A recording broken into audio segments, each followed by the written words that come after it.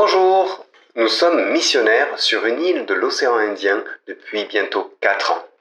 Et nous avons à cœur de bénir la population locale par des actions de formation et de développer des relations profondes amenant à faire des disciples ancrés dans la parole. Notre première mission découverte, c'était au Burkina Faso en 2007. Clairement, on ne savait pas vraiment où on mettait les pieds, ni ce qu'était réellement la mission. Pendant la formation au départ, nous avons pu replacer devant Dieu le sens de ce projet. Bilan du voyage, vivre le lâcher-prise, examiner notre engagement, confier à Christ plus de domaines de notre vie. Ce qui m'a personnellement bouleversée, c'est de vivre l'Église universelle. Rencontrer des chrétiens qui vivent si différemment de nous, mais qui en Christ sont des frères, c'était fort. À l'époque, j'étais éducateur et j'étais frustré de ne pas pouvoir témoigner de Christ dans mon travail. Et le dernier soir de notre séjour, je rencontre un missionnaire, lui-même éducateur, qui nous témoigne comment son ministère bénissait beaucoup de personnes.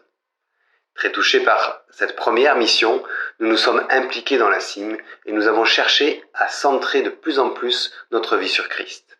Petit à petit, un projet d'engagement missionnaire à long terme est né dans nos cœurs. En 2011, encouragés par la CIM, nous avons testé les missions découvertes en famille, avec notre fils, âgé de 7 ans, et notre bébé de 7 mois, lors d'un séjour à Madagascar. Cette expérience a été un révélateur pour tous les membres du groupe.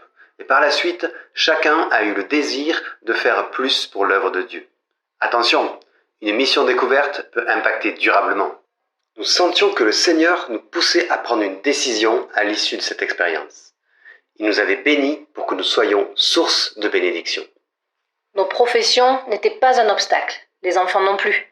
La seule chose qui questionnait mon mari était son besoin de mieux connaître la parole pour mieux la transmettre, ce qui l'a conduit à une formation théologique de 3 ans, pour finalement un départ à long terme en 2019.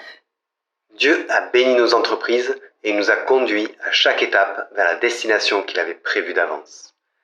Le chemin peut paraître long, mais nous avons expérimenté qu'avec Dieu, un petit pas en appelle de plus grand.